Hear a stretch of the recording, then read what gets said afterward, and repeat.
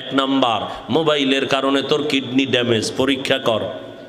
আমি যদি মিথ্যা বলি ডাক্তারের কাছে, আমাকে হুজুরগুটি তো বিশ্বাস হয় না, ডাক্তারের কাছে যা।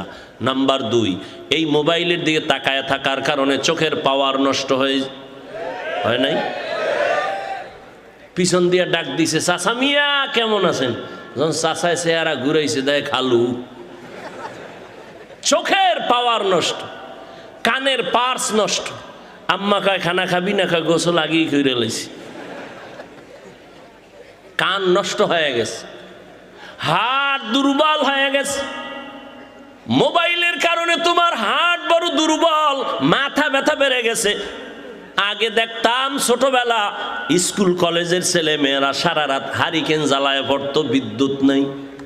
এখন আমার সোনার ছেলে মেয়েরা আগামীকাল পরীক্ষা, আজকেও বই ধরতে পারে না। আম্মাজান ধমকায় আধা ঘন্টা পড়লেই মাথা